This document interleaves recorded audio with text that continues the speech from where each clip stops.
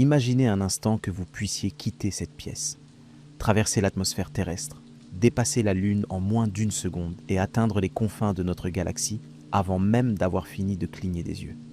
Imaginez que vous puissiez voyager si vite que le temps lui-même se figerait autour de vous, que les étoiles deviendraient des traînées lumineuses et que l'univers tout entier se contracterait devant vos yeux comme un accordéon cosmique.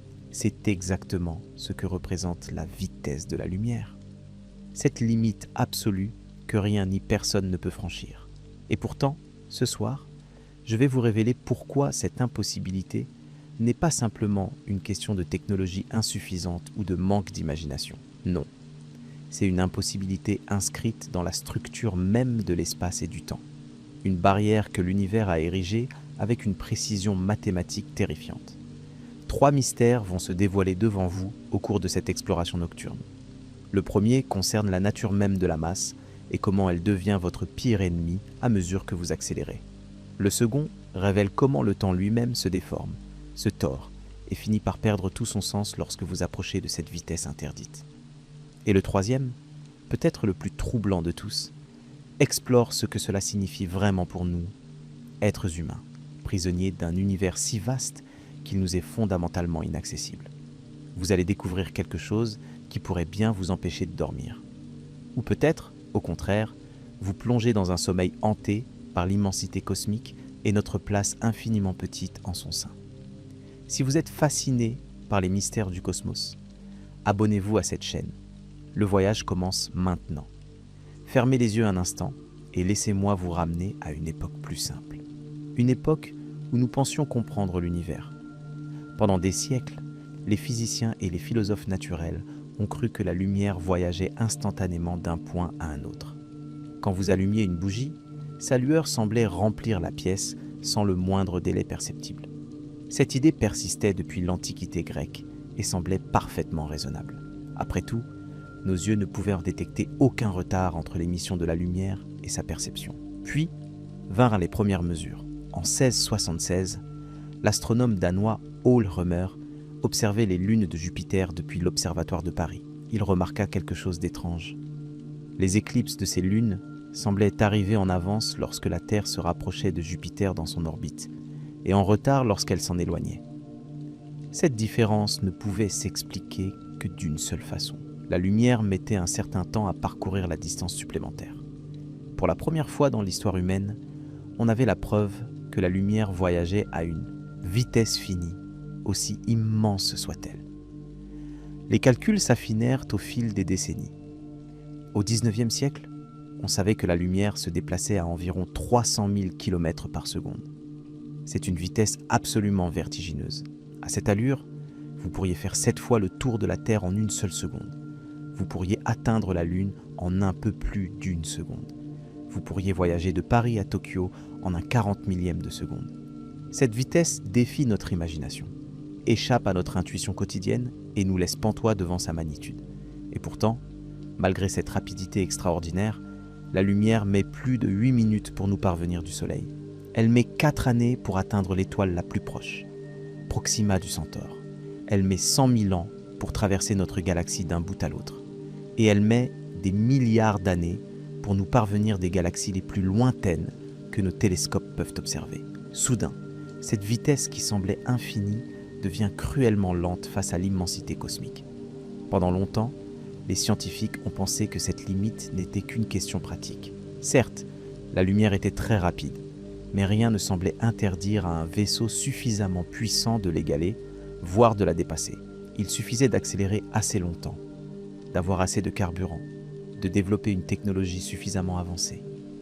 Cette vision optimiste persistait encore au début du XXe siècle, lorsqu'un jeune physicien travaillant dans un bureau des brevets à Berne allait tout bouleverser. Mais la réalité est beaucoup plus sombre que ce que nous imaginions. Albert Einstein n'était pas encore le génie reconnu mondialement que l'histoire retiendrait.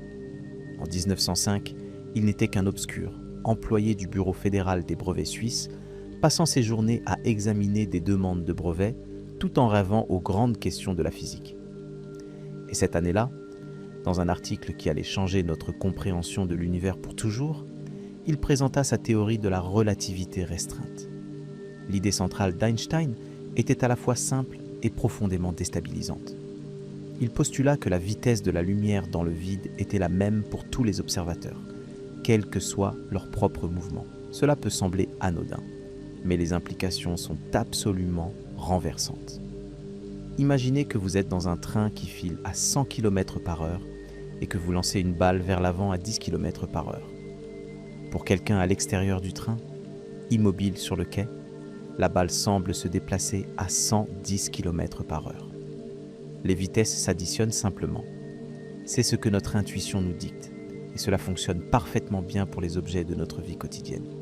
Mais Einstein découvrit que la lumière ne respecte pas cette règle.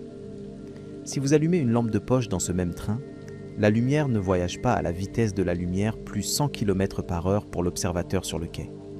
Elle voyage exactement à la vitesse de la lumière, pas 1 km/h de plus.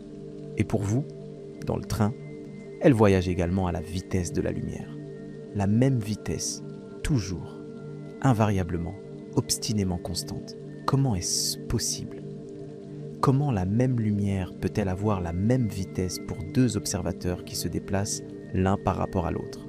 La réponse d'Einstein fut aussi élégante que troublante.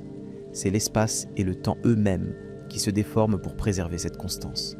Le temps s'écoule plus lentement pour celui qui se déplace rapidement. Les distances se contractent dans la direction du mouvement. La masse augmente. Tout cela de façon imperceptible à nos vitesses quotidiennes, mais de façon de plus en plus dramatique à mesure que l'on s'approche de la vitesse de la lumière. Laissez cette idée s'imprégner dans votre esprit pendant un moment. Le temps n'est pas un fleuve immuable qui coule au même rythme pour tous.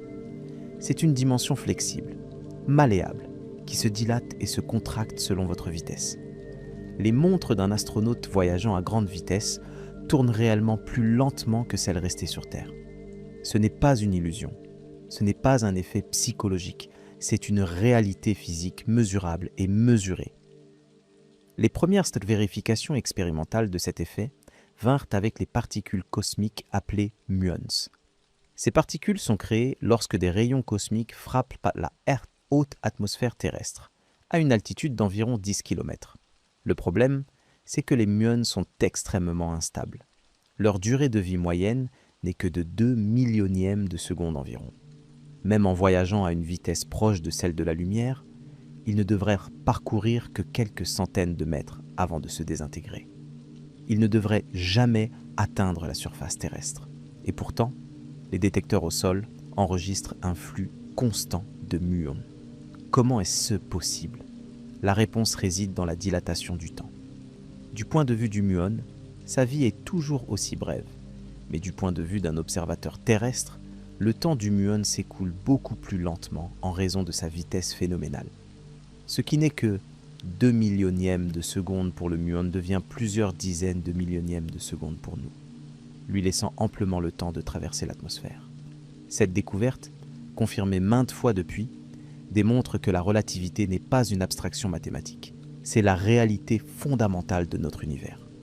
Et cette réalité a des conséquences profondes pour quiconque rêve de voyager à la vitesse de la lumière.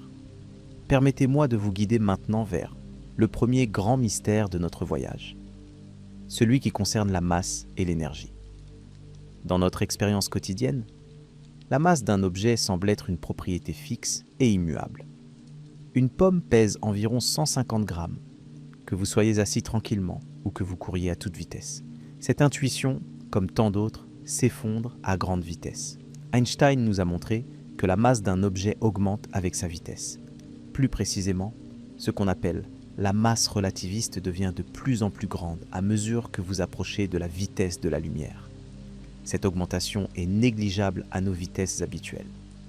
Même les fusées les plus rapides jamais construites par l'humanité ne sont que de minuscules escargots comparés à la lumière, et leur augmentation de masse est imperceptible.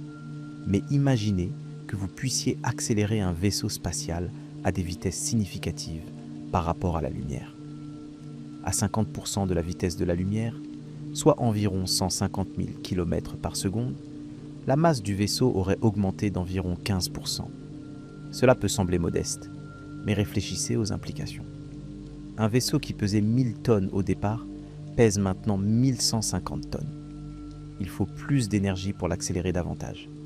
À 90% de la vitesse de la lumière, la masse a plus que doublé. Notre vaisseau de 1000 tonnes en pèse maintenant plus de 2300. L'énergie nécessaire pour gagner chaque kilomètre par heure supplémentaire augmente exponentiellement. À 99% de la vitesse de la lumière, la masse a été multipliée par 7. Notre vaisseau pèse maintenant plus de 7000 tonnes. Chaque petite accélération supplémentaire demande des quantités d'énergie astronomiques. Et à 99,9% de la vitesse de la lumière, la masse est plus de 22 fois supérieure à la masse au repos. 7,99% de la vitesse de la lumière, elle est multipliée par plus de 70. Et ainsi de suite, dans une spirale infernale où chaque pas vers la vitesse interdite demande exponentiellement plus d'énergie que le précédent. La formule mathématique qui décrit ce phénomène contient un dénominateur qui s'approche de zéro à mesure que la vitesse s'approche de celle de la lumière. Et quand vous divisez par quelque chose qui tend vers zéro, le résultat tend vers l'infini. C'est pourquoi atteindre exactement la vitesse de la lumière nécessiterait une quantité d'énergie littéralement infinie. Non pas très grande, non pas astronomique, mais véritablement infinie. Une quantité d'énergie supérieure à celle de toutes les étoiles de l'univers observable réunies. Une quantité d'énergie que rien, absolument rien, ne pourrait jamais fournir. Pensez-y un instant dans le silence de cette nuit. L'univers a inscrit dans ses lois fondamentales une limite absolue. Pas une limite pratique que nous pourrions un jour surmonter avec assez d'ingéniosité ou de ressources. Une limite ontologique, une impossibilité aussi fondamentale que celle de dessiner un cercle carré ou de voyager dans le passé pour empêcher votre propre naissance. Cette découverte a des implications philosophiques profondes. Elle nous dit que l'univers n'est pas un terrain de jeu illimité où tout est possible avec assez de volonté et de technologie. Il y a des murs, des barrières infranchissables, des interdits cosmiques que même la civilisation la plus avancée imaginable ne pourrait jamais contourner. Mais l'histoire ne s'arrête pas là. Car si la masse croissante est le premier verrou sur la porte de la vitesse lumière, le temps lui-même est le second, et ses effets sont peut-être encore plus vertigineux. Revenons un instant à cette notion de dilatation temporelle que nous avons effleurée plus tôt. À mesure qu'un objet accélère vers la vitesse de la lumière, le temps à bord de cet objet s'écoule, de plus en plus lentement, par rapport à un observateur resté immobile. C'est un phénomène symétrique, d'une certaine façon, à l'augmentation de la masse. Les mêmes équations, le même dénominateur qui tend vers zéro, les mêmes conséquences vertigineuses. À 50% de la vitesse de la lumière, le temps à bord d'un vaisseau s'écoule environ 15% plus lentement que sur Terre. Si vous passiez 1 an dans ce vaisseau, un peu plus d'1 an et 2 mois se seraient écoulés sur notre planète. La différence est notable, mais reste dans les limites de notre compréhension intuitive. À 90% de la vitesse de la lumière, le temps ralentit de plus de la moitié. Pour chaque année que vous vivriez dans votre vaisseau, plus de 2 ans s'écouleraient sur Terre. Vous commenceriez à vivre dans un monde parallèle, un temps propre de plus en plus découplé de celui de vos congénères restés sur la planète bleue. À 99% de la vitesse de la lumière, le facteur de dilatation atteint environ 7. 7 années terrestres pour une année vécue à bord. Les personnes que vous auriez laissées derrière vous vieilliraient 7 fois plus vite que vous. Et si vous pouviez atteindre 99,9% de la vitesse de la lumière, ce facteur grimperait à plus de 22. 22 années terrestres s'écouleraient pendant que vous ne vivriez qu'une seule année. Vos enfants seraient devenus adultes, vos parents seraient peut-être morts. Le monde que vous connaissiez aurait profondément changé. Maintenant, poussons ce raisonnement jusqu'à son extrême limite. Que se passerait-il si vous pouviez atteindre exactement la vitesse de la lumière ? La réponse mathématique est sans appel. Le temps s'arrêterait complètement. Pas qu'il s'écoulerait très lentement. Il s'arrêterait totalement, absolument. Le concept même de durée perdrait tout son sens. Pour un photon, cette particule de lumière qui voyage à 300 000 km par seconde, il n'existe pas de temps. Du point de vue du photon, l'instant de sa création et l'instant de son absorption sont simultanés. même s'ils sont séparés par des milliards d'années-lumière et des milliards d'années terrestres. Le photon qui a quitté une galaxie lointaine il y a 10 milliards d'années et qui frappe votre rétine, ce soir n'a, de son propre point de vue, jamais vécu le moindre instant de durée. Sa naissance et sa mort sont le même événement, fondus dans une éternité instantanée. Cette idée est presque impossible à appréhender pour notre cerveau humain. Façonné par des millions d'années d'évolution dans un monde où le temps coule paisiblement, seconde après seconde, du passé vers le futur. Nous ne pouvons pas vraiment comprendre ce que signifie l'absence de temps. Pas plus qu'un poisson ne peut comprendre ce que signifie l'absence d'eau. Et pourtant, cette réalité est là, inscrite dans les équations de la physique, vérifiée par d'innombrables expériences, acceptée par la totalité de la communauté scientifique. La vitesse de la lumière n'est pas simplement une limite de vitesse, c'est une frontière entre le monde du temps et quelque chose d'autre, quelque chose que nous ne pouvons même pas concevoir. La science ne peut pas encore expliquer pourquoi l'univers est ainsi construit. Nous savons que la vitesse de la lumière est une constante fondamentale, mais nous ne savons pas pourquoi elle a cette valeur particulière plutôt qu'une autre. Nous savons que le temps se dilate à grande vitesse, mais nous ne savons pas ce que le temps est vraiment, dans son essence la plus profonde. Ce sont des mystères qui restent ouverts, des questions qui attendent peut-être des réponses que l'humanité n'est pas encore prête à formuler. Laissez ces pensées vous accompagner dans le silence de la nuit, pendant que nous continuons notre exploration des limites cosmiques que l'univers nous impose. Mais il existe encore d'autres phénomènes étranges qui surviennent lorsqu'un objet s'approche de la vitesse de la lumière. Des phénomènes que notre esprit peine à concevoir et que nos sens ne pourraient jamais percevoir directement. L'un des plus fascinants est ce que les physiciens appellent la contraction des longueurs, ou contraction de Lorentz, du nom du physicien néerlandais Hendrik Lorentz, qui l'a formulé mathématiquement avant même qu'Einstein n'en révèle la signification profonde. Imaginez un vaisseau spatial long de 100 mètres, stationné dans un hangar terrestre. Vous pouvez le mesurer, le parcourir de bout en bout, vérifier que ses dimensions correspondent exactement au plan de construction. Maintenant, imaginez ce même vaisseau propulsé à une vitesse significative par rapport à la Terre. Pour un observateur resté sur notre planète, quelque chose d'extraordinaire se produirait. Le vaisseau semblerait se raccourcir dans la direction de son mouvement. À 50% de la vitesse de la lumière, ce vaisseau de 100 mètres n'en mesurerait plus qu'environ 87 pour un observateur terrestre. À 90% de la vitesse de la lumière, il ne mesurerait plus que 44 mètres. À 99%, il serait comprimé à seulement 14 mètres.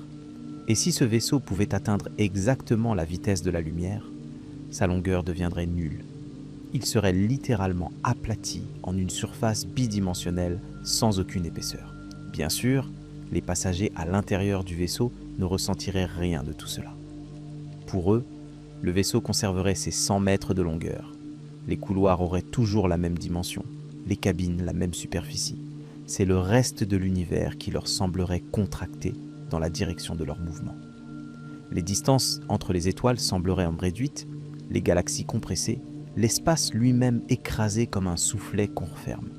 Cette asymétrie apparente entre ce que voit l'observateur terrestre et ce que vivent les voyageurs est au cœur de ce qu'on appelle le paradoxe des jumeaux, l'une des conséquences les plus célèbres et les plus troublantes de la relativité restreinte. Permettez-moi de vous raconter cette histoire qui a fait couler tant d'encre depuis plus d'un siècle. Imaginons deux jumeaux, appelons-les Marie et Pierre. Ils sont nés le même jour, à la même heure, génétiquement identiques. À l'âge de 30 ans, Pierre décide de partir pour un voyage interstellaire vers une étoile située à 10 années-lumière de la Terre. Son vaisseau peut atteindre 90% de la vitesse de la lumière. Marie reste sur Terre et attend le retour de son frère. Du point de vue de Marie, le voyage de Pierre prend un peu plus de 11 ans pour atteindre l'étoile, puis 11 ans pour revenir. Au total, Pierre est parti pendant environ 22 années terrestres. Quand il revient, Marie a 52 ans. Elle a vieilli de 22 ans. Ses cheveux ont grisonné, des rides sont apparues sur son visage. Elle a vécu plus de 2 décennies d'expérience, de joie, de peine, de souvenirs. Et Pierre, en raison de la dilatation du temps, Seulement environ 10 ans se sont écoulés pour lui à bord de son vaisseau. Il a 40 ans. Il est plus jeune que sa sœur jumelle de 12 ans. Genre, biologiquement, physiologiquement, réellement plus jeune. Ce n'est pas une illusion, ce n'est pas un tour de passe-passe. Pierre a vécu moins de temps, son cœur a battu moins de fois, ses cellules se sont divisées moins souvent. Ce paradoxe a troublé des générations de physiciens et de philosophes. Comment est-ce possible ? N'avions-nous pas dit que le mouvement était relatif ? Du point de vue de Pierre, n'est-ce pas la Terre qui s'éloigne puis se rapproche ? Ne devrait-il pas voir Marie vieillir plus lentement ? La résolution de ce paradoxe réside dans une asymétrie fondamentale. Pierre n'est pas dans un mouvement uniforme par rapport à Marie. Il a dû accélérer pour quitter la Terre, décélérer pour s'arrêter près de l'étoile lointaine, accélérer à nouveau pour revenir, et décélérer une dernière fois pour atterrir. Ces phases d'homme d'accélération brisent la symétrie. Seul Pierre ressent ses forces. Seul Pierre sait de façon absolue qu'il est celui qui voyage. Et c'est pourquoi seul Pierre vieillit moins vite. Cette expérience de pensée n'est pas restée cantonnée au domaine théorique. En 1971, deux physiciens américains, Joseph Haffel et Richard Keating, ont réalisé une version modeste mais réelle de cette expérience. Ils ont embarqué des horloges atomiques extrêmement précises à bord d'avions commerciaux qui ont fait le tour du monde, une fois vers l'Est et une fois vers l'Ouest. À leur retour, ils ont comparé ces horloges à des horloges identiques restées au sol. Les résultats confirmèrent exactement les prédictions de la relativité. Les horloges qui avaient voyagé vers l'Est, dans le sens de rotation de la Terre, et donc avec une vitesse totale plus élevée, retardèrent de quelques dizaines de nanosecondes. Celles qui avaient voyagé vers l'Ouest, contre la rotation terrestre et donc avec une vitesse totale plus faible, avançaient légèrement. Des différences infimes, certes, mais mesurables, reproductibles et parfaitement conformes aux équations d'Einstein. Depuis lors, des expériences de plus en plus précises ont confirmé ces effets avec une exactitude stupéfiante. Les satellites du système GPS, qui orbitent à grande vitesse autour de la Terre, doivent constamment corriger leurs horloges pour compenser la dilatation du temps. Sans ces corrections, le GPS accumulerait des erreurs de plusieurs kilomètres par jour, rendant le système totalement inutilisable. Chaque fois que vous utilisez votre téléphone pour vous orienter dans une ville inconnue, vous bénéficiez indirectement des découvertes d'Einstein sur la nature du temps. Mais revenons à notre question centrale. Que se passerait-il vraiment si un être humain tentait de s'approcher de la vitesse de la lumière ? Au-delà des équations abstraites et des expériences avec des horloges atomiques, quelles seraient les conséquences physiques, tangibles, viscérales ? La première réponse est liée à l'énergie nécessaire. Nous avons déjà évoqué le fait qu'atteindre la vitesse de la lumière exigerait une énergie infinie. Mais même s'approcher de cette vitesse demanderait des quantités d'énergie proprement inconcevables. Faisons un petit calcul pour mieux saisir l'ampleur du défi. La navette spatiale américaine, au moment de son lancement, avait une masse d'environ 2000 tonnes en comptant le réservoir externe et les propulseurs d'appoint. Pour la propulser en orbite terrestre basse, à une vitesse d'environ 8 km par seconde, il fallait brûler des centaines de tonnes de carburant. Cette vitesse n'est qu'un minuscule 27 millième de la vitesse de la lumière, un grain de sable comparé à une montagne. Pour accélérer cette même navette à ne serait-ce qu'1% de la vitesse de la lumière, soit 3000 km par seconde, l'énergie requise serait équivalente à plusieurs milliers de bombes nucléaires les plus puissantes jamais construites. Et ce n'est qu'1%, un centième du chemin. Pour atteindre 10% de la vitesse de la lumière, l'énergie nécessaire grimpe à des niveaux astronomiques, équivalents à la consommation énergétique mondiale pendant des siècles. Pour 50%, nous parlons d'une énergie comparable à celle produite par le Soleil en plusieurs secondes. Et pour 99%, l'énergie atteint des proportions cosmiques, équivalent à la masse énergie de planètes entières. Car c'est là un autre aspect fondamental de la relativité restreinte, peut-être le plus célèbre de tous, résumé dans cette équation que même ceux qui n'ont jamais étudié la physique connaissent. E égale mc carré. L'énergie égale la masse multipliée par la vitesse de la lumière au carré. Cette formule nous dit que la masse et l'énergie sont deux formes différentes de la même chose, interconvertibles l'une dans l'autre. Et parce que la vitesse de la lumière au carré est un nombre absolument gigantesque, environ 90 millions de milliards en unités du système international, même une petite quantité de masse contient une énergie phénoménale. Un seul gramme de matière, s'il pouvait être entièrement converti en énergie, libérerait l'équivalent de 20 000 tonnes de TNT. C'est l'énergie d'une petite bombe atomique contenue dans la masse d'un trombone. Cette relation entre masse et énergie explique pourquoi accélérer un objet massif à des vitesses relativistes est si difficile. À mesure que l'objet accélère, son énergie cinétique augmente. Mais cette énergie a elle-même une masse, qui s'ajoute à la masse de l'objet. Et cette masse supplémentaire nécessite encore plus d'énergie pour être accélérée, ce qui ajoute encore plus de masse, dans une spirale sans fin qui converge vers l'infini à la vitesse de la lumière.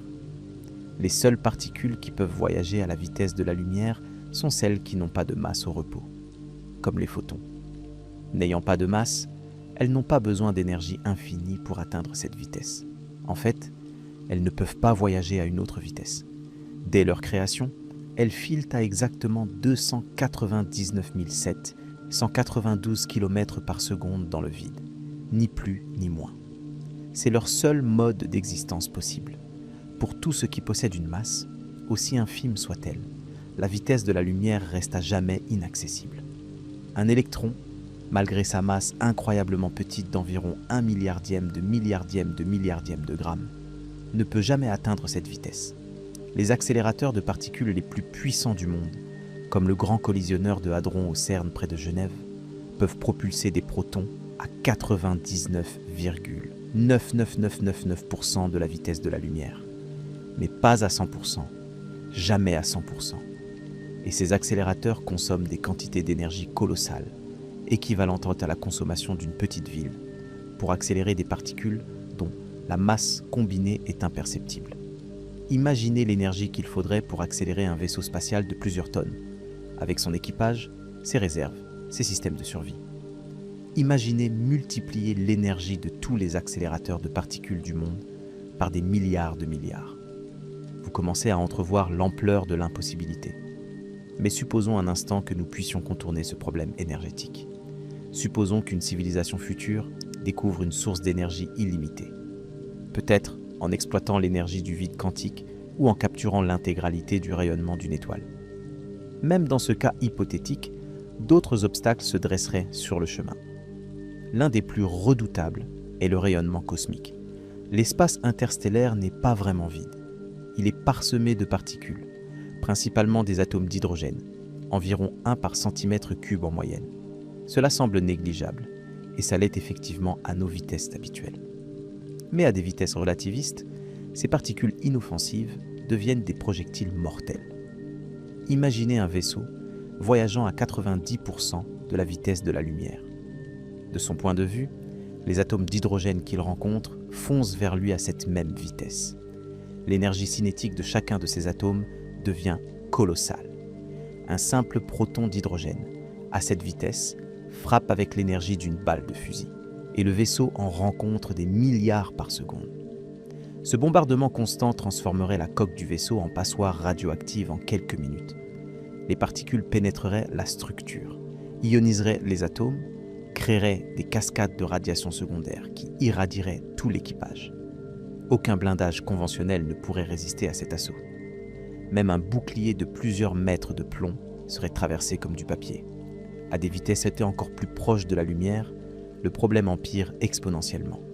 Le rayonnement de fond cosmique, cette lueur résiduelle du Big Bang qui baigne tout l'univers, subirait un décalage vers le bleu si intense qu'il se transformerait en rayon gamma mortel. L'univers lui-même semblerait conspirer pour détruire tout voyageur assez téméraire pour défier ses limites. Certains ont proposé des solutions théoriques à ce problème. Un champ magnétique intense pourrait dévier les particules chargées. Une couche de plasma à l'avant du vaisseau pourrait absorber une partie de l'impact. Mais ces solutions restent hautement spéculatives et soulèvent elles-mêmes de nouveaux problèmes techniques apparemment insurmontables. Et puis, il y a la question de la navigation. À des vitesses relativistes, les étoiles que vous voyez devant vous ne sont plus là où elles semblent être. L'aberration de la lumière, un effet connu depuis le XVIIIe siècle mais amplifié à l'extrême à ces vitesses, déforme complètement le ciel. Les étoiles devant vous sembleraient se regrouper en un point lumineux intense, tandis que derrière vous, le ciel s'assombrirait progressivement. Les instruments de navigation devraient compenser ces distorsions en temps réel. Un défi technique colossal. Et comment freiner une fois arrivé à destination?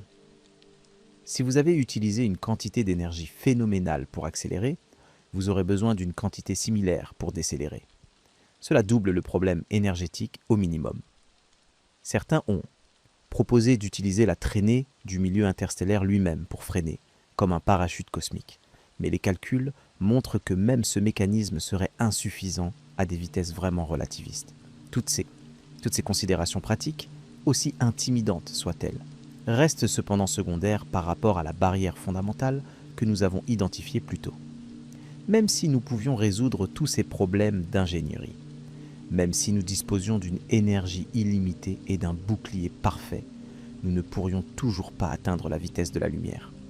La masse infinie, le temps arrêté, la contraction totale de l'espace, tout cela resterait un obstacle absolu, inscrit dans les lois mêmes de la physique.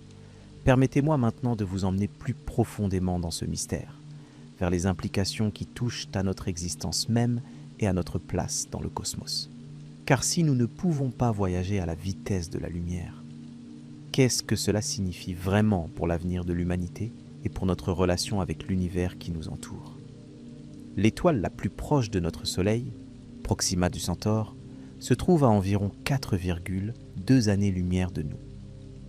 Cela signifie que la lumière, voyageant à sa vitesse maximale, met plus de 4 ans pour parcourir cette distance.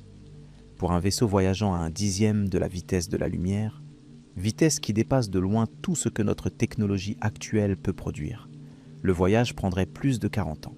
Presque toute une vie humaine pour atteindre seulement l'étoile la plus proche. Et Proxima du Centaure n'est qu'une voisine immédiate dans l'immensité galactique. Notre galaxie, la Voie lactée, s'étend sur environ 100 000 années-lumière de diamètre. Pour la traverser d'un bout à l'autre à un dixième de la vitesse de la lumière, il faudrait 1 million d'années, 1000 millénaires, plus longtemps que l'existence de notre espèce sur cette planète. Et au-delà de notre galaxie s'étendent des milliards d'autres galaxies, séparées par des gouffres d'espace vide qui se mesurent en millions d'années-lumière. La galaxie d'Andromède, notre voisine la plus proche de taille comparable, est à 2,5 millions d'années-lumière. À un dixième de la vitesse de la lumière, il faudrait 25 millions d'années pour l'atteindre. Les dinosaures régnaient encore sur la Terre il y a 25 millions d'années. Ces chiffres sont si grands qu'ils perdent tout sens intuitif. Notre cerveau, façonné pour naviguer dans un monde de distance mesurée en jours de marche et de durée mesurée en saison, ne peut tout simplement pas appréhender ces échelles. Et pourtant, elles sont la réalité de notre univers. Elles définissent les limites absolues de ce que nous pouvons espérer explorer et connaître. La science cherche encore des échappatoires à cette prison cosmique. Des concepts théoriques comme les trous de verre, ces tunnels hypothétiques à travers l'espace-temps, offrent une lueur d'espoir spéculatif. Mais leur existence n'a jamais été prouvée. Et même s'ils existaient, les manipuler demanderait des quantités d'énergie négatives dont nous ne savons même pas si elles peuvent exister. D'autres idées, comme le moteur d'Alcubierre, proposent de déformer l'espace lui-même, plutôt que de se déplacer à travers lui. En théorie, un tel moteur permettrait de voyager plus vite que la lumière sans techniquement violer les lois de la relativité, puisque ce serait l'espace qui se contracterait devant le vaisseau et s'étendrait derrière lui. Mais là encore, les exigences énergétiques sont terrifiantes, impliquant des masses équivalentes à celles de planètes entières, voire d'étoiles. Pour l'instant, ces idées restent du domaine de la science-fiction pure, des rêves mathématiques sans ancrage dans une quelconque réalité expérimentale. La physique telle que nous la comprenons aujourd'hui nous dit que nous sommes fondamentalement prisonniers de notre coin de l'univers, limités par une vitesse que rien de ce qui a une masse ne peut atteindre. Cette nuit, alors que vous écoutez ces mots dans le confort de votre lit, des milliards de galaxies s'éloignent de nous à des vitesses qui dépassent notre imagination. L'expansion de l'univers les emporte loin, si loin que leur lumière ne nous atteindra jamais. Elles disparaissent derrière un horizon cosmique au-delà duquel rien, pas même l'information, ne peut plus nous parvenir. Ces galaxies ne sont pas perdues parce que nous ne pouvons pas voyager assez vite pour les rejoindre. Elles sont perdues parce que l'espace lui-même s'étend plus rapidement que la lumière ne peut le traverser. L'univers observable, cette bulle de cosmos que nous pouvons en principe explorer, rétrécit chaque jour un peu plus par rapport à l'univers total. Et nous sommes impuissants à y changer quoi que ce soit. Cette réalité cosmique soulève des questions philosophiques profondes sur la nature même de notre existence et sur le sens de notre place dans l'univers. Si nous sommes condamnés à rester confinés dans un minuscule coin du cosmos, si les étoiles lointaines resteront à jamais hors de notre portée, quel est notre destin en tant qu'espèce ? Sommes-nous destinés à naître, vivre et mourir sur cette petite planète bleue, sans jamais poser le pied sur des mondes véritablement extraterrestres ? Ces pensées peuvent sembler mélancoliques, et elles le sont d'une certaine façon. Mais il y a aussi une beauté étrange dans cette limitation, car si l'univers nous est inaccessible dans sa totalité, cela rend d'autant plus précieux le fragment que nous pouvons observer et étudier. Chaque photon qui nous parvient d'une étoile lointaine est un messager qui a traversé des années, des siècles, parfois des milliards d'années de vide pour nous apporter son information. Chaque observation télescopique est un miracle de communication cosmique, un pont jeté par-dessus des gouffres d'espace-temps. Et peut-être est-ce là l'ironie suprême de notre condition. Nous ne pouvons pas voyager vers les étoiles, mais les étoiles voyagent vers nous sous forme de lumière, de rayonnement, de particules. L'univers vient à nous, patiemment, photon par photon, nous révélant ses secrets à travers les seuls messagers qui peuvent franchir les distances cosmiques sans violer les lois de la physique. Mais revenons un instant à la science pure, car il nous reste encore à explorer certains aspects fascinants de cette impossibilité de voyager à la vitesse de la lumière. L'un des plus intrigants concerne ce qui se passerait si, hypothétiquement, quelque chose pouvait dépasser cette limite. Cette question n'est pas aussi absurde qu'elle pourrait le paraître, car les physiciens ont sérieusement étudié ses implications théoriques. Dans les années 1960, plusieurs physiciens ont proposé l'existence hypothétique de particules qui voyageraient toujours plus vite que la lumière. Ces particules théoriques ont été baptisées tachyons, du mot grec tachys, signifiant rapide. Contrairement aux particules ordinaires, qui doivent dépenser de l'énergie pour accélérer, les tachyons devraient dépenser de l'énergie pour ralentir. Plus ils auraient d'énergie, plus ils iraient lentement, et à énergie nulle, ils voyageraient à vitesse infinie. Cette idée peut sembler séduisante à première vue. Si les tachyons existaient, peut-être pourrions-nous les exploiter pour communiquer instantanément à travers l'univers, ou même pour voyager plus vite que la lumière par quelques mécanismes ingénieux. Mais les équations de la relativité révèlent un problème profond avec les tachyons, un problème qui touche à la causalité elle-même. Dans notre expérience quotidienne, les causes précèdent toujours les effets. Vous appuyez sur l'interrupteur avant que la lumière ne s'allume. Vous lancez la pierre avant qu'elle ne brise la vitre. Vous prononcez les mots avant que votre interlocuteur ne les entende. Cette flèche du temps, cette succession ordonnée des événements, est si fondamentale à notre compréhension du monde que nous avons du mal à imaginer qu'il puisse en être autrement. Or, la relativité restreinte nous montre que si un signal pouvait voyager plus vite que la lumière, cette causalité pourrait être violée. Dans certains référentiels, l'effet précéderait la cause. Vous recevriez la réponse avant d'avoir posé la question.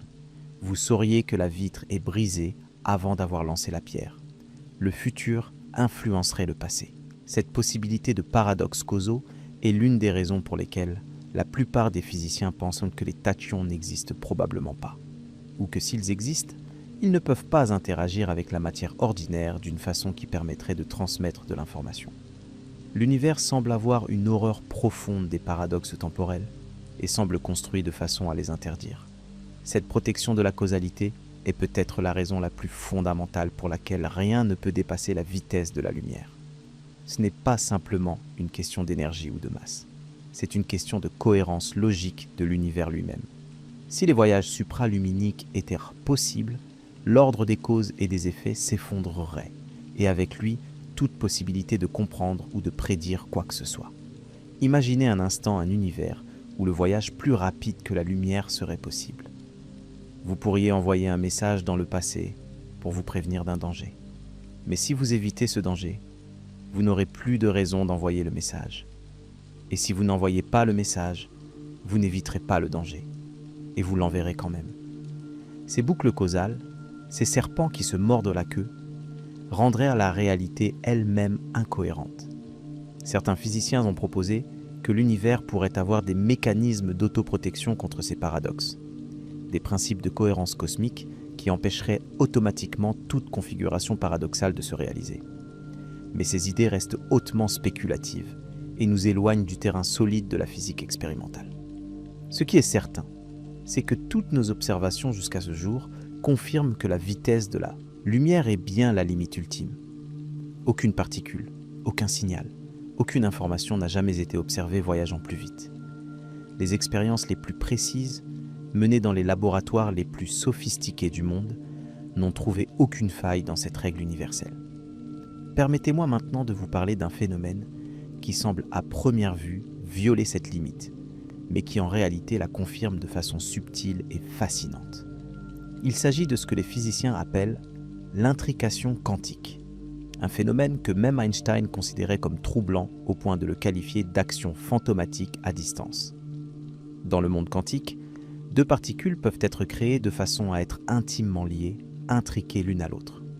Une fois intriquées, ces particules partagent un destin commun, quelle que soit la distance qui les sépare. Si vous mesurez une propriété de l'une des particules, vous déterminez instantanément la propriété correspondante de l'autre, même si elle se trouve à l'autre bout de l'univers. Cette instantanéité semble violer la limite de la vitesse de la lumière. Si une mesure ici affecte instantanément une particule là-bas, l'information ne voyage-t-elle pas plus vite que la lumière ?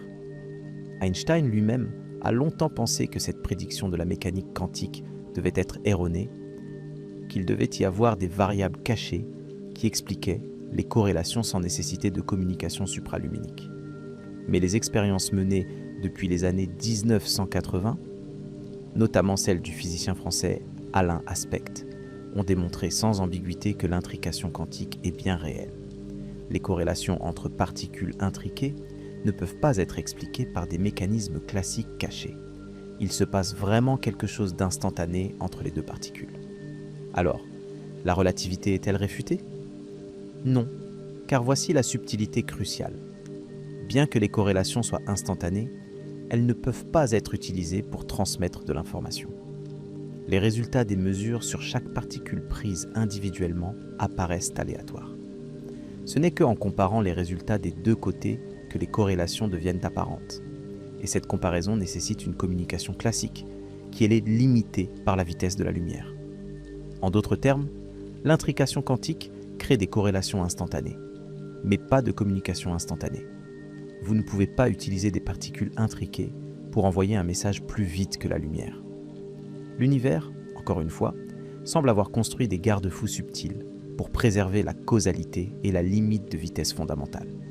Ce phénomène illustre à quel point la physique quantique et la relativité, ces deux piliers de notre compréhension moderne du cosmos, sont à la fois compatibles et profondément mystérieux. Nous savons qu'ils fonctionnent. Nous pouvons faire des prédictions extraordinairement précises basées sur leurs équations. Mais nous ne comprenons pas vraiment ce qu'ils nous disent sur la nature profonde de la réalité. Et cette incompréhension, cette humilité face à l'immensité de ce que nous ignorons, est peut-être la leçon la plus importante de notre exploration ce soir. La vitesse de la lumière n'est pas simplement une limite technique ou une curiosité physique. C'est une fenêtre sur la structure la plus profonde de l'univers. Sur la façon dont l'espace, le temps, la matière et l'énergie sont tissés ensemble dans un tissu cosmique dont nous n'apercevons que les fils les plus superficiels. Laissez-moi vous emmener maintenant vers un autre aspect de cette impossibilité. Un aspect qui touche directement à notre perception du monde et à la façon dont notre cerveau construit la réalité. Car les effets de la relativité ne sont pas seulement des abstractions mathématiques. Si nous pouvions voyager à des vitesses relativistes, notre expérience subjective du monde serait radicalement transformée. Imaginez que vous êtes à bord d'un vaisseau qui accélère progressivement vers la vitesse de la lumière. Au début, tout semble normal. Les étoiles à travers le hublot conservent leur position familière. Le temps s'écoule sans perturbation notable. Votre corps ne ressent rien de particulier si l'accélération est douce et constante. Mais à mesure que votre vitesse augmente, des changements subtils commencent à apparaître. Les étoiles devant vous semblent devenir légèrement plus bleues, tandis que celles derrière vous rougissent. C'est l'effet Doppler, relativiste, similaire à celui qui fait qu'une ambulance semble avoir une sirène plus aiguë quand elle s'approche et plus grave quand elle s'éloigne, mais appliqué à la lumière. À mesure que vous accélérez encore, cet effet s'intensifie.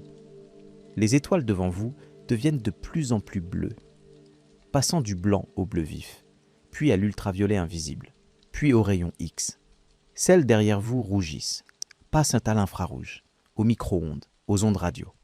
Le ciel visible se rétrécit progressivement, les étoiles semblant se rassembler dans un cône de plus en plus étroit devant vous.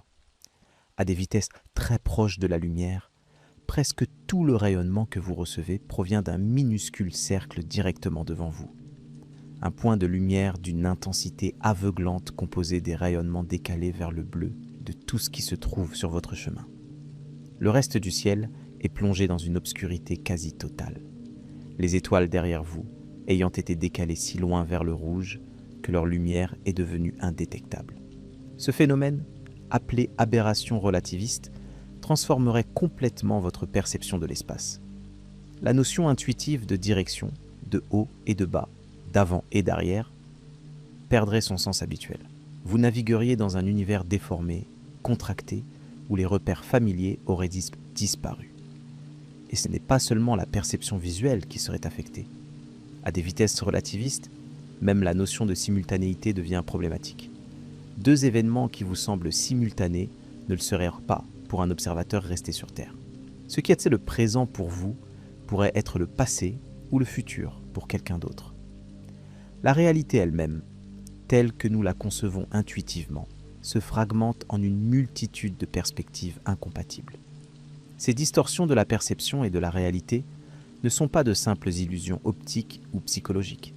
Elles sont des manifestations directes de la structure de l'espace-temps telle que la relativité la décrit.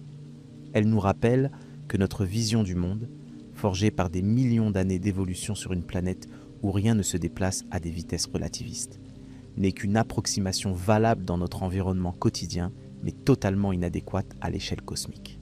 C'est peut-être pour cela que la relativité reste si difficile à appréhender intuitivement, même pour ceux qui comprennent parfaitement ces équations. Notre cerveau n'a tout simplement pas été conçu pour saisir ces réalités. Nous sommes comme des poissons essayant de comprendre ce qu'est l'air, des créatures fondamentalement limitées par les conditions de notre existence. Et pourtant, nous pouvons comprendre ces réalités intellectuellement, par le langage abstrait des mathématiques. C'est là peut-être le plus grand miracle de l'esprit humain. Malgré nos limitations biologiques, malgré notre confinement sur cette petite planète, malgré nos sens adaptés à un monde de vitesse négligeable et de distance modeste, nous avons réussi à percer certains des secrets les plus profonds de l'univers. Mais chaque secret percé révèle de nouveaux mystères, de nouvelles questions sans réponse. Pourquoi la vitesse de la lumière a-t-elle exactement cette valeur de 299 792 km par seconde? Pourquoi pas le double, ou la moitié, ou un nombre complètement différent? Cette question peut sembler triviale, mais elle touche au fondement même de la physique, car cette vitesse n'est pas arbitraire. Elle est intimement liée à d'autres constantes fondamentales de la physique, comme la constante de Planck qui gouverne le monde quantique, ou la constante gravitationnelle qui détermine l'intensité de la gravité. Ces constantes sont comme les réglages d'un instrument cosmique, et si elles étaient, ne serait-ce que légèrement différentes, l'univers tel que nous le connaissons n'existerait pas. Si la vitesse de la lumière était significativement plus grande, les réactions nucléaires dans les étoiles se dérouleraient différemment. Les étoiles brûleraient peut-être trop vite pour que la vie ait le temps d'évoluer sur les planètes qui les orbitent.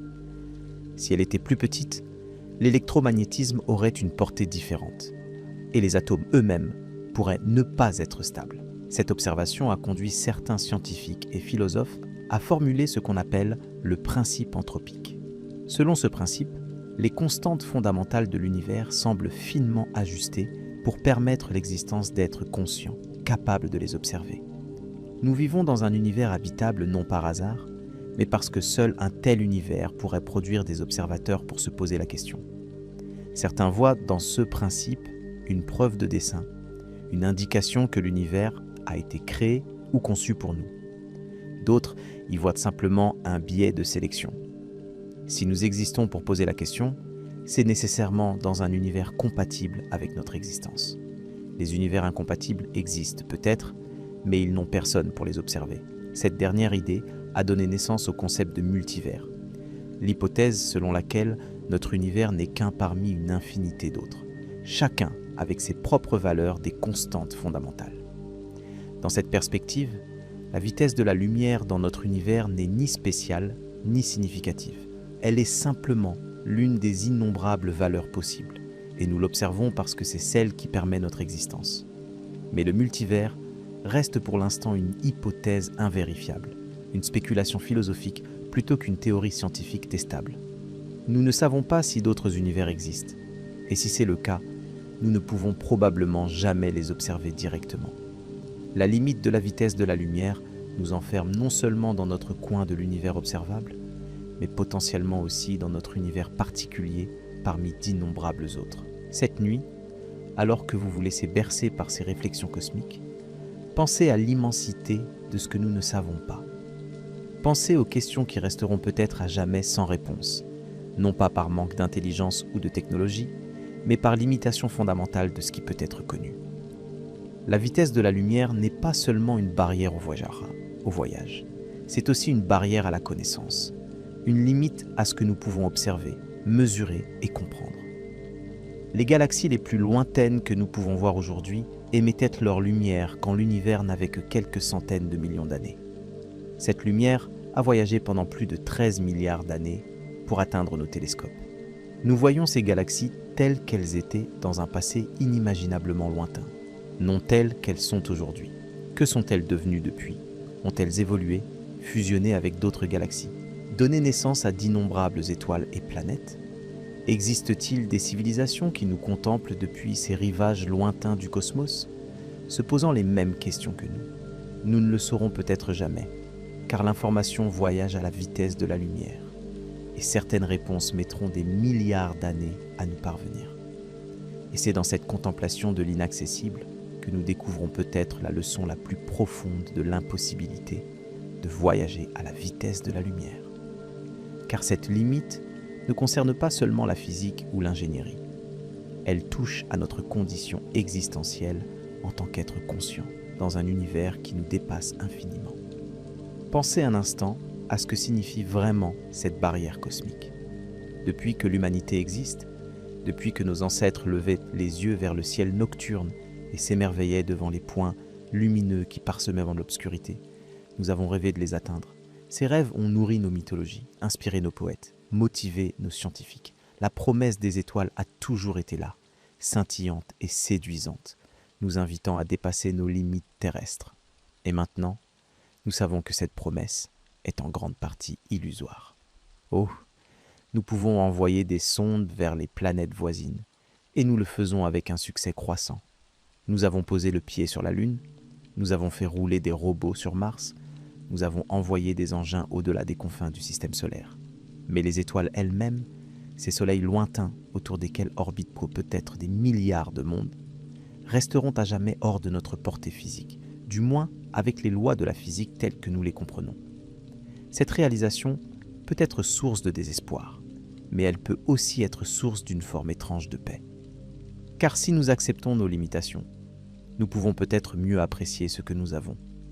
Cette petite planète bleue, ce vaisseau spatial naturel qui nous transporte à travers le cosmos à plus de 100 000 km/h autour du Soleil, est peut-être le seul foyer que notre espèce connaîtra jamais. Et quel foyer extraordinaire c'est! Mais ne nous laissons pas emporter par la mélancolie. Car l'histoire de la science est aussi une histoire de surprise, de révolution, de bouleversement inattendu. Ce que nous considérons comme impossible aujourd'hui pourrait s'avérer simplement difficile demain, ou même trivial dans quelques siècles. Après tout, nos ancêtres considéraient le vol comme impossible. Et aujourd'hui, des millions de personnes traversent les océans à bord d'avions chaque jour. Certains physiciens théoriciens explorent des pistes qui pourraient, peut-être, offrir des échappatoires à la limitation de la vitesse de la lumière. Ces idées sont hautement spéculatives, et la plupart d'entre elles se heurteront probablement à des obstacles insurmontables. Mais elles méritent d'être mentionnées, ne serait-ce que pour illustrer la créativité et l'audace de l'esprit humain face aux barrières apparemment infranchissables. L'une des idées les plus célèbres est celle du moteur à distorsion, ou warp drive en anglais, popularisée par la série de science-fiction Star Trek, mais mise sur des bases théoriques par le physicien mexicain Miguel Alcubierre en 1994. L'idée est élégante dans sa conception. Plutôt que d'essayer de propulser un vaisseau à travers l'espace à une vitesse supérieure à celle de la lumière, ce qui violerait la relativité, on déformerait l'espace lui-même autour du vaisseau. Dans le schéma d'Alcubierre, l'espace se contracterait devant le vaisseau et s'étendrait derrière lui. Le vaisseau lui-même resterait immobile dans une bulle d'espace-temps normal. Mais cette bulle se déplacerait à travers l'espace environnant à une vitesse arbitrairement grande. Techniquement, rien ne voyage plus vite que la lumière localement, car le vaisseau est au repos dans sa bulle. Mais globalement, le vaisseau peut aller d'un point à un autre plus rapidement que la lumière ne le ferait en traversant l'espace non déformé. Cette idée est fascinante, mais elle se heurte à des problèmes théoriques et pratiques considérables. Le plus évident est la quantité d'énergie nécessaire. Les premières estimations suggéraient qu'il faudrait l'équivalent en énergie de la masse de Jupiter pour créer une bulle de distorsion de taille raisonnable. Des raffinements ultérieurs ont réduit cette estimation, mais elle reste astronomique, bien au-delà de toute technologie concevable. Plus problématique encore, la création d'une bulle d'Alcubierre nécessiterait ce qu'on appelle de l'énergie négative ou de la matière exotique. Ce sont des substances hypothétiques qui auraient des propriétés gravitationnelles inverses de la matière normale, repoussant plutôt qu'attirant. Bien que certains effets quantiques, comme l'effet Casimir, produisent des densités d'énergie négative à très petite échelle, nous ne savons pas si ces effets peuvent être amplifiés aux échelles macroscopiques nécessaires pour un moteur à distorsion. Et même si tous ces obstacles pouvaient être surmontés, d'autres problèmes surgiraient. Des calculs récents suggèrent que l'intérieur de la bulle d'Alcubierre serait causalement déconnecté de ses parois. En d'autres termes, les passagers ne pourraient pas contrôler la bulle une fois à l'intérieur. Ils ne pourraient pas décider quand s'arrêter ou changer de direction. Le voyage serait à sens unique, sans possibilité de navigation. De plus, lorsque la bulle ralentirait à destination, elle libérerait une quantité phénoménale de rayonnement énergétique accumulé pendant le voyage. Ce rayonnement serait si intense qu'il vaporiserait tout ce qui se trouverait devant le vaisseau, y compris la planète de destination que les voyageurs espéraient atteindre. Un moyen de transport qui détruit sa destination n'est pas vraiment pratique. Une autre idée spéculative est celle des trous de verre, ces tunnels hypothétiques à travers l'espace-temps que nous avons brièvement mentionnés plus tôt. L'idée remonte aux travaux d'Einstein lui-même et de son collaborateur Nathan Rosen dans les années 1930. Ils ont découvert que les équations de la relativité générale permettaient l'existence de ponts reliant deux régions éloignées de l'espace-temps. Ces ponts d'Einstein-Rosen, comme on les appelle parfois, offriraient en théorie un raccourci à travers l'espace. Au lieu de parcourir des années-lumière en ligne droite, vous pourriez simplement traverser un trou de verre et émerger instantanément, ou presque, à votre destination. La distance à l'intérieur du trou de verre pourrait être beaucoup plus courte que la distance à travers l'espace normal. Mais là encore, les obstacles sont immenses. Les trous de verre prédits par les équations d'Einstein seraient extrêmement instables, s'effondrant avant que quoi que ce soit ne puisse les traverser. Pour maintenir un trou de verre ouvert et traversable, il faudrait, vous l'aurez deviné, de la matière exotique à énergie négative. Cette substance hypothétique semble être la clé de toutes les méthodes spéculatives pour contourner la limite de la vitesse de la lumière. Et elle reste désespérément hors de notre portée. De plus, même si nous pouvions créer et stabiliser un trou de verre, nous ne savons pas comment contrôler où il mènerait, créer un tunnel vers Alpha du Centaure plutôt que vers le centre de la galaxie ou vers un endroit aléatoire à l'autre bout de l'univers nécessiterait une compréhension et une maîtrise de la géométrie de l'espace-temps, que nous n'avons absolument pas. Certains physiciens ont également exploré l'idée de dimensions supplémentaires de l'espace. Selon certaines théories, comme la théorie des cordes, notre univers pourrait avoir plus de 3 dimensions spatiales, les dimensions supplémentaires étant compactifiées ou enroulées à des échelles trop petites pour que nous les percevions. Si ces dimensions supplémentaires existent, peut-être pourrait-on les exploiter pour prendre des raccourcis à travers l'espace tridimensionnel ordinaire. Imaginez une fourmi marchant sur une feuille de papier. Pour aller d'un côté de la feuille à l'autre, elle doit parcourir toute la surface. Un voyage long et laborieux. Mais si quelqu'un plie la feuille en deux, les deux côtés se retrouvent soudain, tout proches. Et la fourmi peut simplement passer d'un côté à l'autre à travers la courbure. De même, si l'espace tridimensionnel est courbé à travers une 4e dimension spatiale, peut-être pourrions-nous exploiter cette courbure pour voyager plus rapidement. Mais, encore une fois, ces idées restent purement théoriques. Nous n'avons aucune preuve de l'existence de dimensions supplémentaires. Et même si elles existaient, nous ne savons pas comment y accéder ou les manipuler. Ces spéculations sont fascinantes pour l'esprit, mais elles ne modifient pas la réalité pratique de notre confinement cosmique. Face à toutes ces impossibilités, certains scientifiques et penseurs ont proposé une approche différente. Plutôt que d'essayer de transporter des corps humains fragiles à travers les distances interstellaires, pourquoi ne pas envoyer de l'information ? Les signaux électromagnétiques voyagent à la vitesse de la lumière. Et bien que ce soit encore lent à l'échelle cosmique, c'est le maximum que l'univers nous permette. Cette idée est à la base du programme SETI, la recherche d'intelligence extraterrestre par l'écoute de signaux radio en provenance de l'espace. Si des civilisations extraterrestres existent et ont atteint un niveau technologique similaire au nôtre ou supérieur, elles pourraient émettre des signaux que nous pourrions détecter. De même, nous émettons nous-mêmes des signaux depuis plus d'1 siècle, des ondes radio et télévisées qui s'éloignent de la Terre à la vitesse de la lumière et qui ont maintenant atteint les étoiles les plus proches. Mais cette forme de communication, bien que techniquement possible, est extraordinairement lente et frustrante. Un message envoyé vers l'étoile la plus proche mettrait plus de 4 ans à arriver. Si quelqu'un là-bas répondait immédiatement, leur réponse mettrait encore plus de 4 ans à nous parvenir. Une simple conversation de quelques échanges prendrait des décennies. Et pour des civilisations plus lointaines, les délais se mesureraient en siècles ou en millénaires. Cette réalité trouvera des implications profondes pour notre conception de la vie extraterrestre et de notre place dans l'univers.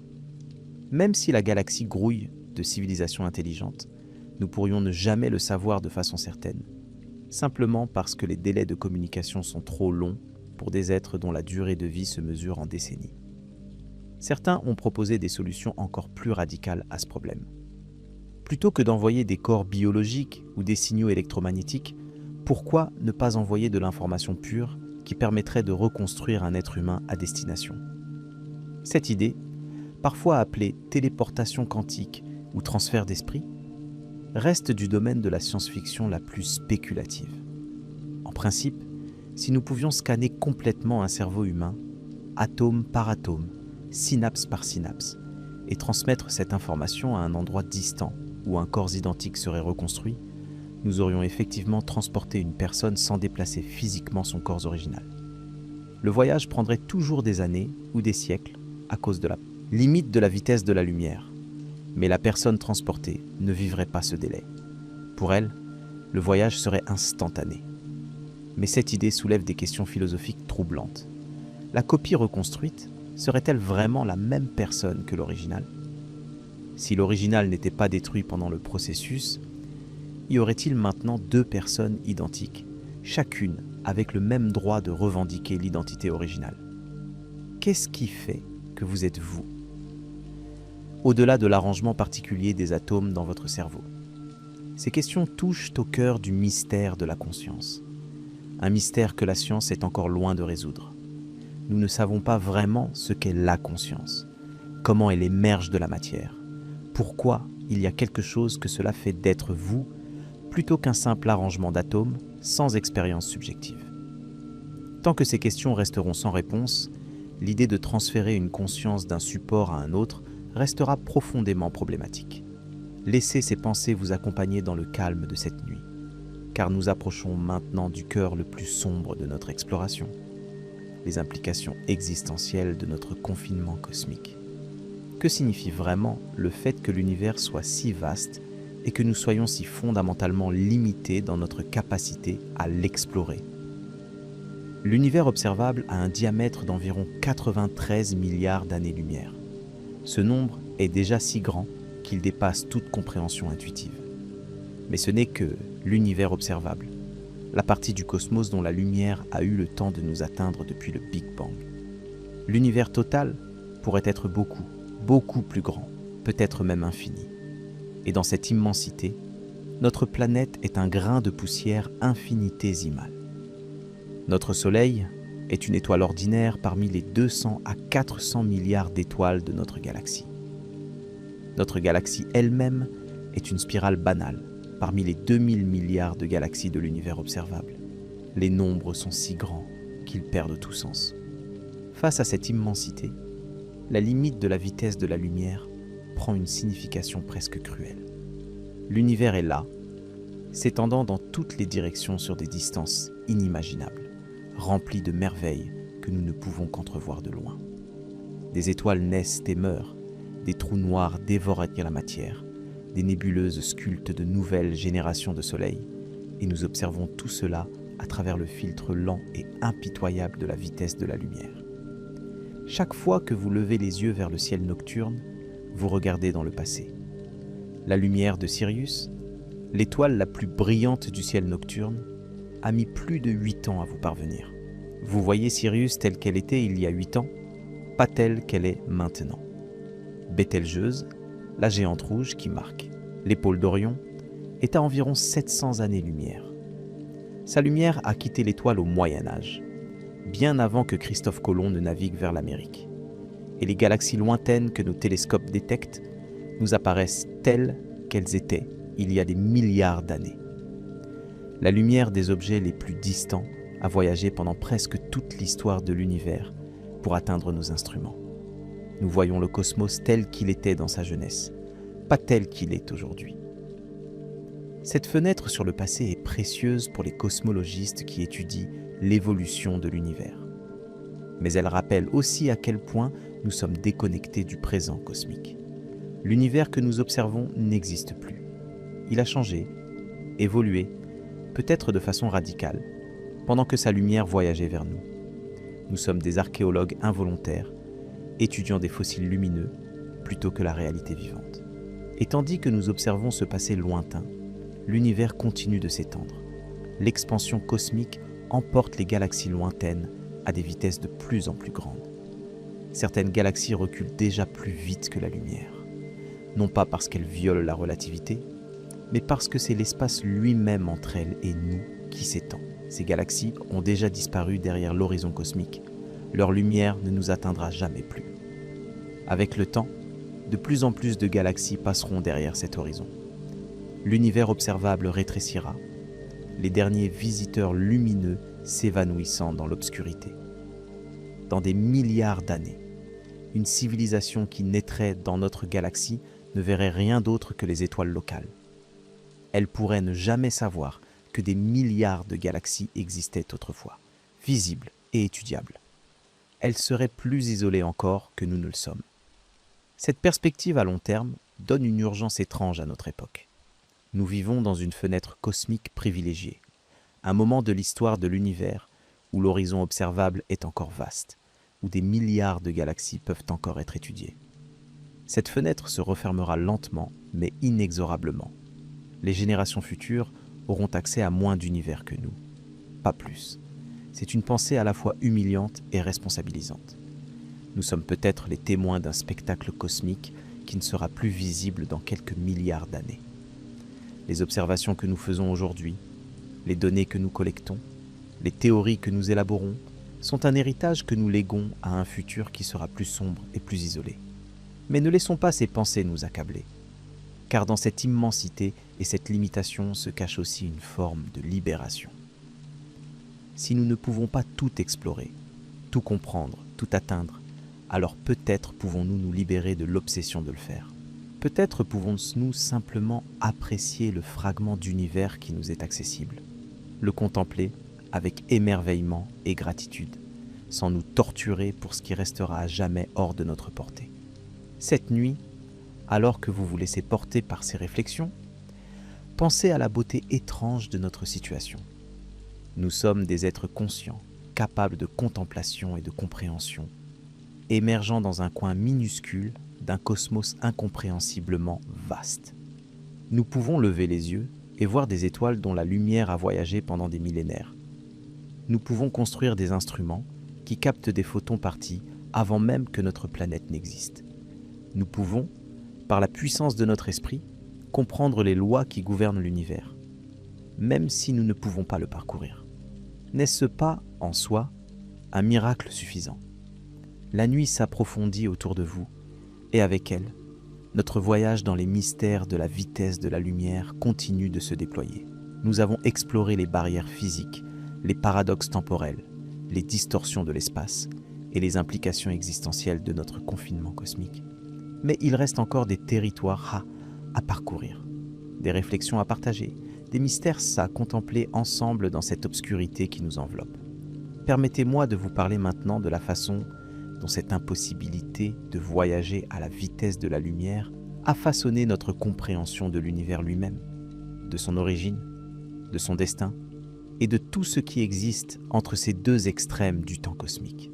Car la limite de la vitesse de la lumière n'est pas seulement un obstacle à nos voyages, elle est un outil fondamental qui nous permet de sonder les profondeurs du passé cosmique. Quand les astronomes pointent leurs télescopes vers les régions les plus lointaines de l'univers, ils ne voient peine pas le présent, ils voient le passé figé dans la lumière qui a mis des milliards d'années à parcourir les gouffres intergalactiques. Cette propriété de la lumière, sa vitesse finie et constante, transforme nos instruments d'observation en véritables machines à remonter le temps. Le télescope spatial James Webb, lancé en 2021, peut détecter des galaxies dont la lumière a voyagé pendant plus de 13 milliards d'années.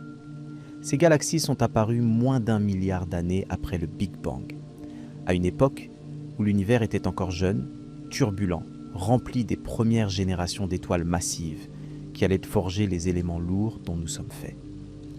En observant ces galaxies lointaines, nous observons littéralement la naissance de tout ce qui existe. Cette capacité de voir dans le passé est une conséquence directe de la limite de la vitesse de la lumière. Si la lumière voyageait instantanément, nous verrions tout l'univers tel qu'il est en ce moment même. Un instantané cosmique sans profondeur temporelle. Mais parce que la lumière a une vitesse finie, nous voyons chaque objet tel qu'il était au moment où sa lumière a commencé son voyage vers nous. Plus l'objet est lointain, plus nous voyons loin dans le passé. Cette propriété a permis aux cosmologistes de reconstruire l'histoire de l'univers avec une précision remarquable. Nous savons que l'univers a commencé dans un état extrêmement dense et chaud il y a environ 13,8 milliards d'années. Nous savons qu'il s'est refroidi et étendu, permettant aux premiers atomes de se former, puis aux premières étoiles de s'allumer, puis aux premières galaxies de se rassembler. Nous pouvons observer ces différentes époques en regardant à différentes distances, comme un géologue qui lit l'histoire de la Terre dans les strates successives des roches. Le rayonnement cosmologique de fond, cette lueur résiduelle du Big Bang qui baigne tout l'univers, est peut-être l'exemple le plus spectaculaire de cette archéologie cosmique. Cette lumière a été émise environ 380 000 ans après le Big Bang, au moment où l'univers s'est suffisamment refroidi pour que les électrons se lient au noyau atomique, rendant le cosmos transparent pour la première fois. Avant ce moment, l'univers était une soupe opaque de plasma brûlant. Après, la lumière pouvait enfin voyager librement. Cette lumière primordiale a voyagé pendant plus de 13 milliards d'années pour nous parvenir. Elle s'est étirée avec l'expansion de l'univers, passant de la lumière visible au micro-ondes, mais elle est toujours là, détectable par nos instruments, portant l'empreinte des conditions qui régnaient dans l'univers à son enfance. Les minuscules variations de température dans ce rayonnement nous révèlent les graines des futures des galaxies. les fluctuations quantiques qui allaient croître pour former toute la structure cosmique que nous observons aujourd'hui. Sans la limite de la vitesse de la lumière, rien de tout cela ne serait possible. Nous ne pourrions pas voir le passé. Nous ne pourrions pas reconstruire l'histoire cosmique. Nous ne pourrions pas comprendre d'où nous venons. Cette limitation apparente est en fait une fenêtre extraordinaire sur les secrets les plus profonds de l'existence. Mais cette fenêtre a aussi ses limites. Il existe un horizon au-delà duquel nous ne pouvons pas voir. Non pas parce que nos instruments ne sont pas assez puissants, mais parce que la lumière n'a tout simplement pas eu le temps de nous parvenir depuis ces régions. Cet horizon cosmologique définit les limites absolues de notre univers observable, la bulle de cosmos qui nous est accessible par la lumière. Au-delà de cet horizon, l'univers continue probablement de s'étendre, rempli de galaxies et de merveilles que nous ne verrons jamais. Ces régions ne sont pas vides, elles ne sont pas différentes de ce que nous observons ici. Elles sont simplement trop lointaines pour que leur lumière nous ait atteints depuis le Big Bang.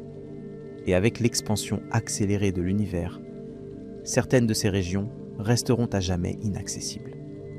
Cette réalité donne à notre coin d'univers observable une qualité presque sacrée. C'est tout ce que nous avons, tout ce que nous aurons jamais. Les 93 milliards d'années-lumière de diamètre de l'univers observable sont notre domaine, notre territoire de connaissance, notre fenêtre sur le cosmos. Tout le reste est conjecture et extrapolation, aussi raisonnable soit-elle. Certains physiciens estiment que l'univers total pourrait être des milliards de fois plus grand que l'univers observable, peut-être même infini. Si c'est le cas, nous ne sommes pas seulement confinés par la vitesse de la lumière. Nous sommes confinés dans une bulle infinitésimale au sein d'une immensité qui dépasse toute imagination. Et nous ne saurons probablement jamais avec certitude ce qui se trouve au-delà. Cette incertitude fondamentale est l'une des leçons les plus profondes que la physique moderne nous enseigne. Il y a des limites à ce que nous pouvons savoir, non pas à cause de notre stupidité ou de notre technologie insuffisante, mais à cause de la structure même de la réalité. L'univers garde certains de ses secrets non par caprice, mais par nécessité mathématique.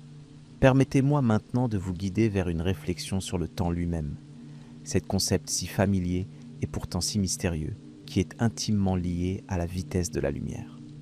Nous avons parlé de la dilatation temporelle, de la façon dont le temps s'écoule différemment pour des observateurs en mouvement relatif. Mais qu'est-ce que le temps, vraiment ? Et pourquoi la vitesse de la lumière joue-t-elle un rôle si central dans sa nature ? Dans notre expérience quotidienne, le temps semble être une rivière qui coule toujours dans la même direction, du passé vers le futur, à un rythme constant et immuable.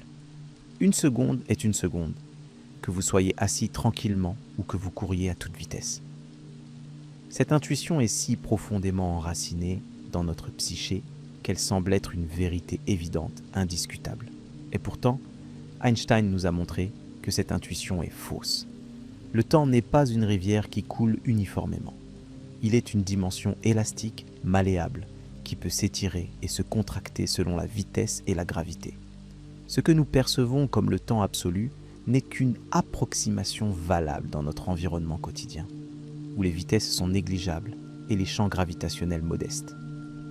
Cette révolution conceptuelle a des implications philosophiques profondes que nous n'avons pas encore pleinement absorbées, même plus d'un siècle après les travaux d'Einstein. Si le temps peut s'écouler à des rythmes différents pour différents observateurs, qu'est-ce qui est réel ? Mon présent est-il le même que le vôtre ? Existe-t-il un maintenant universel qui englobe tout l'univers, ou chaque observateur vit-il dans sa propre bulle temporelle ? La réponse de la relativité est troublante. Il n'existe pas de présent universel. Deux événements qui sont simultanés pour moi peuvent ne pas l'être pour vous, si nous nous déplaçons l'un par rapport à l'autre. La notion même de maintenant devient relative, dépendante du point de vue. Le cosmos n'a pas d'horloge universelle qui marquerait un temps absolu pour tous ses habitants. Cette relativité de la simultanéité a conduit certains physiciens et philosophes à adopter une vision du temps radicalement différente de notre intuition. Dans cette vision, parfois appelé éternalisme ou univers bloc, le temps n'est pas quelque chose qui coule. Passé, présent et futur existent tous avec la même réalité, figés dans une structure quadridimensionnelle statique appelée espace-temps. Ce que nous percevons comme l'écoulement du temps n'est qu'une illusion, un artefact de notre conscience limitée qui ne peut percevoir qu'un instant à la fois. Si cette vision est correcte, alors le Big Bang et la fin de l'univers existent déjà, tout autant que ce moment présent où vous écoutez ces mots. Votre naissance et votre mort sont des événements également réels dans le tissu de l'espace-temps. Séparés par une distance dans la dimension temporelle, mais pas moins existants l'un que l'autre.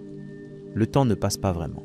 C'est nous qui passons à travers lui, ou plutôt, c'est notre conscience qui illumine successivement différentes tranches de cette réalité quadridimensionnelle. Cette idée est profondément déstabilisante, et tous les physiciens ne l'acceptent pas. Certains préfèrent une vision présentiste, où seul le présent existe vraiment, le passé n'étant plus et le futur n'étant pas encore. Mais cette vision se heurte à des difficultés quand on essaie de l'articuler avec la relativité de la simultanéité. Si mon présent est différent du vôtre, lequel est le vrai présent ? La question n'a pas de réponse satisfaisante. Ce que la vitesse de la lumière nous enseigne, à travers ses méandres philosophiques, c'est que notre compréhension intuitive du temps est probablement fondamentalement inadéquate. Le temps tel que nous le vivons n'est pas le temps tel qu'il est vraiment. Nous sommes comme des créatures bidimensionnelles essayant de comprendre ce qu'est une sphère. Nous pouvons en percevoir des tranches, mais la totalité nous échappe. Et c'est précisément la vitesse de la lumière qui est la charnière entre l'espace et le temps. Les équations de la relativité montrent que l'espace et le temps ne sont pas des entités séparées, mais des aspects d'une seule réalité unifiée, l'espace-temps. Et la vitesse de la lumière est le facteur de conversion entre les deux, la constante qui permet de mesurer des distances temporelles, en termes spatiaux et vice-versa. Une année-lumière, par exemple, est à la fois une mesure de distance et une mesure de temps. C'est la distance que la lumière parcourt en un an, environ 9500 milliards de kilomètres. Mais c'est aussi, dans un sens profond, une équivalence entre une durée et une étendue spatiale. La vitesse de la lumière nous dit combien de mètres équivalent à une seconde dans le tissu de l'espace-temps. Cette équivalence profonde entre l'espace et le temps suggère que notre distinction intuitive entre les deux est elle aussi une approximation. À nos vitesses quotidiennes, l'espace et le temps semblent être des choses complètement différentes. L'espace est ce que nous traversons, le temps est ce qui passe. Mais à des vitesses relativistes, cette distinction s'estompe. Le mouvement dans l'espace affecte l'écoulement du temps. Les deux dimensions s'entremêlent, se mélangent, deviennent les facettes d'une même réalité géométrique. La vitesse de la lumière, dans cette perspective, n'est pas simplement une limite de vitesse arbitraire. C'est la manifestation d'une structure géométrique profonde de l'espace-temps. C'est la frontière entre le domaine où les causes peuvent précéder les effets et un domaine hypothétique où cette causalité s'effondrerait. C'est le gardien de la cohérence logique de l'univers. Permettez-moi de vous emmener maintenant vers une autre facette de ce mystère, celle qui concerne la lumière elle-même. Car si nous ne pouvons pas voyager à la vitesse de la lumière, elle, le peut évidemment. Mais que signifie cela pour la lumière ? Quelle est l'expérience d'un photon, cette particule sans masse qui traverse le cosmos à la vitesse maximale autorisée ? Nous avons brièvement mentionné plus tôt que pour un photon, le temps n'existe pas. Mais cette affirmation mérite d'être approfondie, car elle révèle des aspects troublants de la réalité. Du point de vue d'un photon, si l'on peut parler de point de vue pour une particule sans conscience, l'instant de sa création et l'instant de son absorption sont simultanés. Un photon, émis par une étoile lointaine il y a 1 milliard d'années et absorbé par votre rétine ce soir, n'a vécu aucun intervalle de temps. Pour lui, les deux événements sont le même événement. Ou plutôt, ils sont séparés par une durée nulle. De même, du point de vue du photon, la distance qu'il a parcourue est nulle.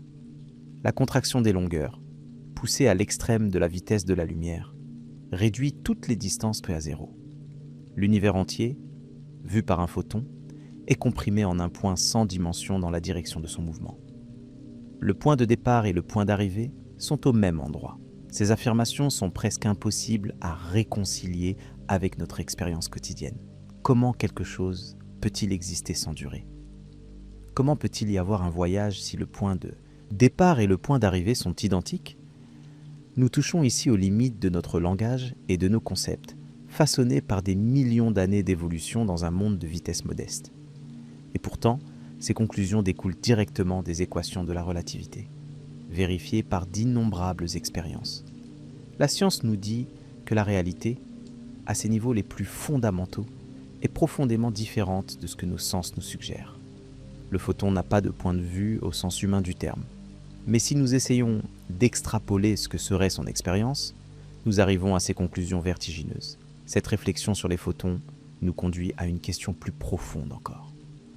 Pourquoi les particules sans masse voyagent-elles toujours exactement à la vitesse de la lumière, ni plus ni moins ? Et pourquoi les particules avec masse sont-elles condamnées à voyager toujours plus lentement ? La réponse est liée à la géométrie de l'espace-temps, cette structure quadridimensionnelle dont nous avons parlé. Dans cette géométrie, tous les objets suivent des trajectoires, des lignes à travers l'espace-temps. La nature de ces trajectoires dépend de la masse de l'objet. Pour les particules sans masse, comme les photons, la trajectoire est ce qu'on appelle une géodésique nulle, une ligne qui trace le chemin le plus court possible à travers l'espace-temps, tout en restant à la frontière entre l'espace et le temps. Ces particules ne peuvent pas faire autrement que de voyager à la vitesse de la lumière, car c'est la seule trajectoire compatible avec leur absence de masse. Pour les particules avec masse, même la plus infime, la trajectoire est différente. Elle doit toujours rester à l'intérieur du cône de lumière, cette région de l'espace-temps accessible aux influences causales. Et rester à l'intérieur du cône de lumière signifie voyager toujours plus lentement que la lumière. Cette distinction entre les particules avec et sans masse est fondamentale. Elle n'est pas une question de degré, mais une question de nature. Ce n'est pas que les électrons soient trop lourds pour atteindre la vitesse de la lumière. C'est que leur masse, aussi petite soit-elle, les confine dans un type de trajectoire fondamentalement différent de celui des photons. Et voici peut-être le mystère le plus profond de tous. Pourquoi certaines particules ont-elles une masse et d'autres non ? Qu'est-ce qui donne leur masse aux électrons, aux quarks, aux neutrinos, tout en laissant les photons et les gluons sans masse ? La réponse, telle que nous la comprenons actuellement, fait intervenir le champ de Higgs, découvert expérimentalement au CERN en 2012. Ce champ omniprésent remplit tout l'espace et interagit avec certaines particules, leur conférant une résistance à l'accélération que nous percevons comme la masse. Les particules qui n'interagissent pas ou pas avec le champ de Higgs, comme les photons, restent sans masse et voyagent toujours à la vitesse de la lumière. Mais cette réponse, aussi satisfaisante soit-elle sur le plan technique, ne fait que repousser le mystère d'un cran. Pourquoi le champ de Higgs existe-t-il ? Pourquoi a-t-il les propriétés qu'il a ? Pourquoi certaines particules interagissent-elles avec lui et d'autres non ? Ces questions restent ouvertes, des portes vers des territoires encore inexplorés de la physique fondamentale. Ce soir, alors que vous dérivez peut-être vers le sommeil, laissez ces questions flotter dans votre esprit comme des étoiles lointaines dans le ciel nocturne. Elles ne demandent pas de réponse immédiate. Elles invitent simplement à la contemplation, à l'émerveillement face à la complexité et à la beauté de l'univers dans lequel nous avons la chance d'exister. La vitesse de la lumière n'est pas une simple curiosité physique, c'est une fenêtre sur les structures les plus profondes de la réalité. Elle nous parle de la nature de l'espace et du temps, de la masse et de l'énergie, de la causalité et de l'ordre de l'univers. Elle nous rappelle que nous vivons dans un cosmos régi par des lois précises et immuables, des lois que nous pouvons découvrir par la raison, mais que nous ne pouvons pas modifier par la volonté. Et dans cette découverte, dans cette confrontation humble avec les limites absolues de ce qui est possible, nous trouvons peut-être une forme de sagesse. La sagesse d'accepter ce qui ne peut être changé. La sagesse d'apprécier ce qui nous est donné plutôt que de nous lamenter pour ce qui nous est refusé. La sagesse de contempler l'univers avec gratitude plutôt qu'avec frustration. Car même si nous ne pouvons pas voyager vers les étoiles, nous pouvons les étudier, les comprendre, nous émerveiller devant leur beauté. Même si nous ne pouvons pas explorer les galaxies lointaines, nous pouvons les observer à travers nos télescopes, recueillir leur lumière ancienne, reconstruire leur histoire. Même si nous sommes confinés sur cette petite planète, nous pouvons envoyer notre imagination vers les confins du cosmos, là où notre corps ne pourra jamais aller. Et peut-être est-ce suffisant. Peut-être est-ce même plus que suffisant. Peut-être est-ce exactement ce dont nous avons besoin.